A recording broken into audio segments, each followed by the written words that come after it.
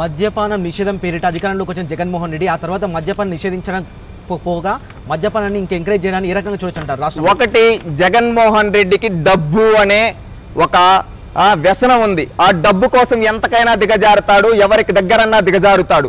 ఒకటి గుర్తు తెచ్చుకోండి, ఈ జగన్మోహన్ రెడ్డి మద్యపాన నిషేధం ఆరో చేతులు ఇట్టా తిప్పాడు, ఇటు నుంచి ఇటు తిప్పాడు. అదేవిధంగా అక్క చెల్లెమ్మలకు మాటిస్తున్నా అన్నాడు. ఇంకొక మాట ఏంటో తెలుసా, పెద్ద జోక్కు, మద్యపాన నిషేధం చేశాకే 2024లో ఓట్లు అడుగుతా అన్నాడు. ఎవరు? ఈ జగన్మోహన్ రెడ్డి.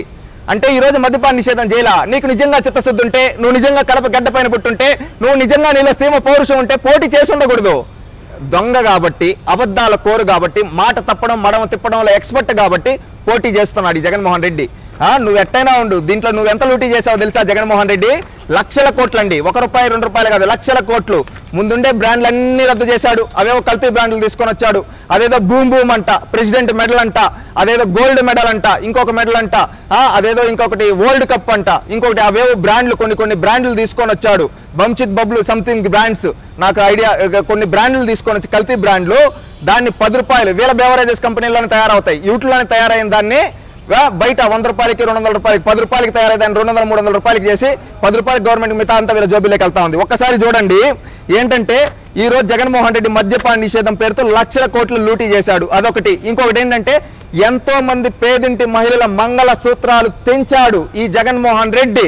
అదేవిధంగా జే బ్రాండ్ల ద్వారా లక్షల కోట్లు దోచుకొని డబ్బును కంటైనర్ల ద్వారా ఈ రోజు పక్కా ఎవరికైతే కంటైనర్ల ద్వారా వాళ్ళ పార్టీ ఎమ్మెల్యేకి పంచుతూ ఉన్నాడు. ఆ రోజు అధికారంలోకి వచ్చిన తర్వాత చర్యలు అని చెప్పి ఈ రోజు ఏం చేశాడు, మంచి బ్రాండ్లు అన్ని రద్దు చేసి ఈ కల్తీ బ్రాండ్లు ఏవైతే బూమ్ బూమో, ఈ ప్రెసిడెంట్ మెడల్, ఈ గోల్డ్ మెడల్ ఇలాంటివి తీసుకొని వచ్చాడు.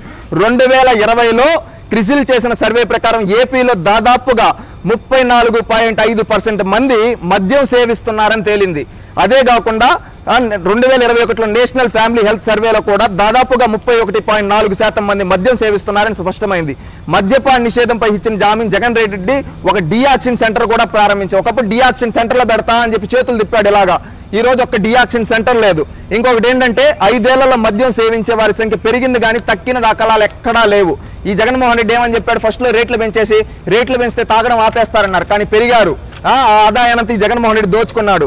ఇంకొకటి ఏంటంటే, లక్షల కోట్లు అవినీతం చేయడం కోసమే డిజిటల్ పేమెంట్లు ఆపేశాడు. డిజిటల్ పేమెంట్ ఉంటే ఎంత వచ్చిందో చూపించాలి, అది మన జగన్మోహన్ రెడ్డి చూపించలేడు. ఎందుకంటే మనకు దొంగ లెక్కలు రాసి ముందు నుంచి అలవాటు కదా జగనానికి. అందుకని ఆ డిజిటల్ పేమెంట్లు తీసేసి ఈ దొంగ లెక్కలు రాసుకొని మిగతాదంతా వీళ్ళ ప్యాలెస్ లేక పంపించుకున్నాడు. ఇంకొకటి, మద్యం బ్లాక్ మార్కెట్లో విచ్చలవిడిగా సరఫరా అవుతుంది.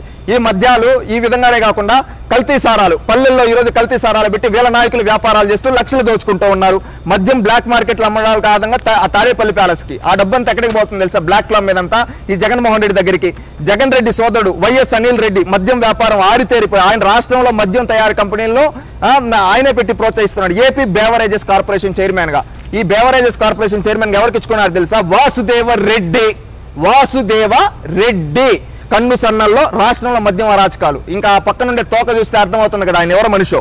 అదేవిధంగా ఎన్నికల సమయంలో అక్రమంగా వైకాపా అభ్యర్థులకు మద్యం సరఫరా ఏపీ బేవరేజ్ కార్పొరేషన్కి సంబంధించి ప్రణాళికలు కూడా రచించుకున్నాడు. గతంలో జరిగిన స్థానిక సంస్థల ఎన్నికల్లో కావచ్చు, ఇప్పుడు జరగబోయే సార్వత్రిక ఎన్నికల్లో కావచ్చు, దీనంతా వెనకాల ఉన్నది ఎవరంటే ఈ వాసుదేవ రెడ్డి. అదేవిధంగా నిబంధనలకు విరుద్ధంగా 9 నవంబర్ 2021 రాత్రికి రాత్రే 312, 313 జీవోలను తీసుకొని వచ్చారు. ఎందుకోసం తీసుకొని వచ్చావయ్యా జగన్? మళ్ళీ ఇంకొకటి, మద్యం అమ్మకాల మీద వచ్చే ఆదాయాన్ని కూడా జగన్ రెడ్డి మరో 20 ఏళ్ళకు. ఎవరన్నా ఒకప్పుడు ఏమన్నాడు తెలుసా? మద్యపాన నిషేధం అని చెప్పి రాగాలు తీశాడు. ఈ రోజు ఏంటంటే, నువ్వు మద్యం తాగితేనే నీకు పథకాలు వస్తాయని చెప్పే స్థితికి దిగజారిపోయాడు ఎవరి? జగన్మోహన్ రెడ్డి.